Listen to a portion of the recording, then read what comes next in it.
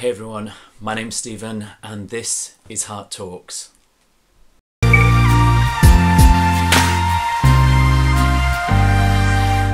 I got an email from Catherine in London and she asked me to talk about my transplant, the before, the after and all that kind of thing. So I had my transplant almost 2 years ago and it's been a rough ride, it really has, but the thing is, beforehand I was very sick. For 5 years before my transplant I was very sick with diabetes. I'd had it from a very young age and dealt with it for a lot of years and there wasn't any problems. But I was having these fits and these fits were called hypos, and basically it's where the blood sugar in my body wasn't controlled, and that's what, when you take insulin as a diabetic, it does for you. It controls that level and keeps everything straight and in the right place where it should be. And when you have these hypos, they can be very dangerous.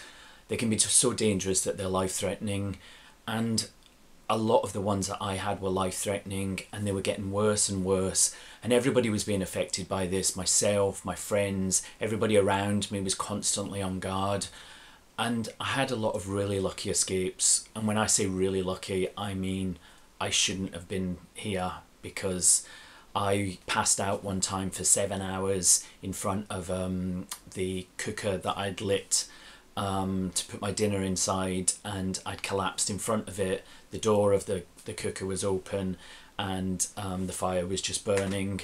And there was another time on Christmas Eve I was staying with friends and the paramedics had the jump leads on my chest.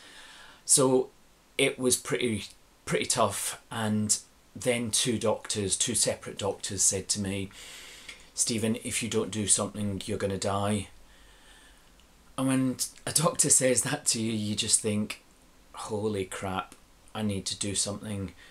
And transplant was on the table.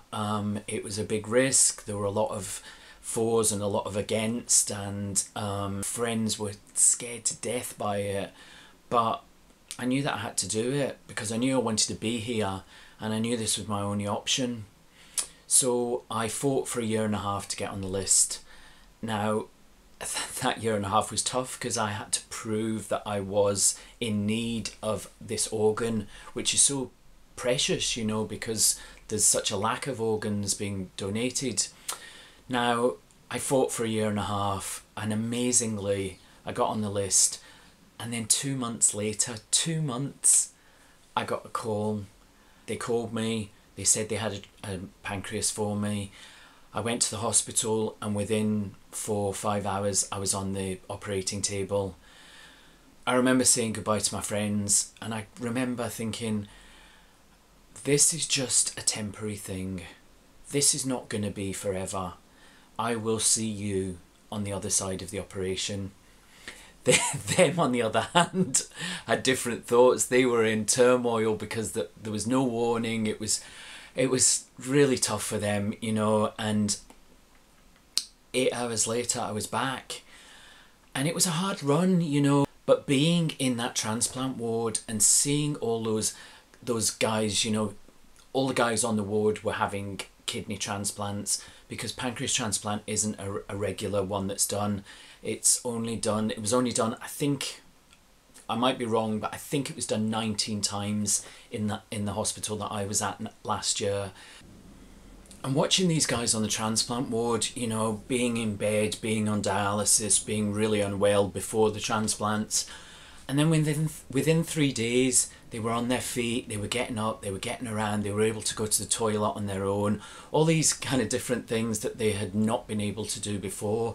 And it made me realise how precious organs are, how amazing organ donation is and what it can do for people. Now, I cried a lot after my surgery. I cried constantly for 6 months, I think. Anything would set me off. It was just so emotional, and I actually thought something was wrong with me for a while, and my friends just started laughing because they were like, that, oh, he's off again.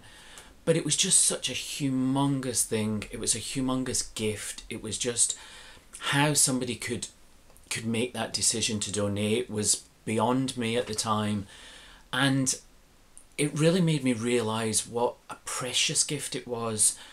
And it really made me think, gosh, we need to be doing more to encourage organ donation and encourage people who can donate to talk about it and to think about it. Now, my pancreas is amazing.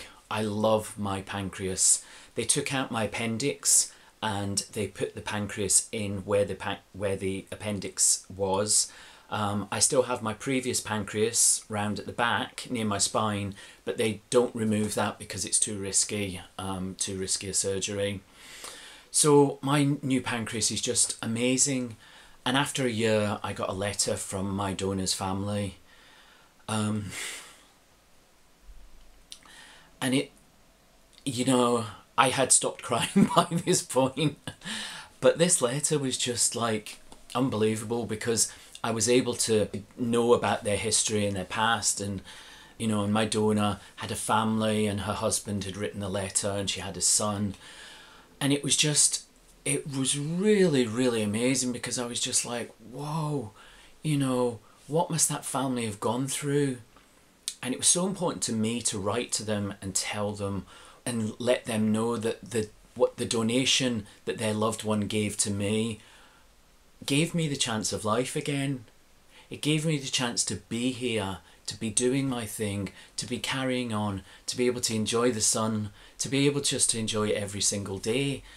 And I'm not saying it hasn't been hard. I've had complications, not on the transplant, but I have a stomach problem which has been made worse because of drugs and because of different things. And I was the first person in the world, first known person in the world to have ever had this pancreas transplant done with the health conditions that I suffer from. Now, this is a great opportunity for me to say, have you ever thought about it? Have you ever thought of being an organ donor? Now, so many people die every year being on the waiting list. I was so lucky, but so many die every year. And it's, you know, I don't want to, you know, make the person that you love or your body or anything seem any less important than it is. But when you really think about it, this is just this big bag that holds us all together. And what's inside is so important, you know, not to say that you know what's on the outside isn't important, but the inside is important. And we have so many organs that can save a life, that can make a difference, that can give somebody a future. And I want to set you guys a challenge. I want to get every one of you to share this video with one other person. Share this video with somebody that you think it would help. Share this video with somebody that you know is thinking about organ donation and is maybe scared and maybe doesn't know what to do next. Share this video with somebody that you love, that you care about, that you want to introduce organ donation to because it's something that you want to do. Or are you somebody that's thinking about it? Are you somebody that's thinking, oh, I should do that, but maybe I'll do it later? Don't wait till later, because we never know. We never know what time we've got. So it's important to do it now. What's inside here is so important. But for me, the soul is the thing that people fall in love with. And the soul is something that stays with you after somebody's gone. And the organs that are left inside will just go to waste, but you can do something about that. Your organs can help somebody live. Remember this challenge. It's so important because it could do so much. It's amazing to think what power this could have. You know, if this video is shared with one person by each one of my 84 subscribers, then you never know how many people they're going to pass it on to, or how much, you know, it will go from there. Because me getting subscribers is great, you know, that's one thing, but that transplant list coming down, the amount of donors, the people willing to donate going up, would just be an amazing thing. It would be an amazing thing to see. And, you know, let's use the internet for something powerful and strong and good. So I have added the link down below for Live Life, Give Life. They're a charity that helps people that are going through transplants. They help their families, they give advice and things like that. And then there's also the link for the form to fill in to become an organ donor. It takes less than 2 minutes. If you've been thinking about it, this is the time. That comes from me and from Gracie Hart. See ya.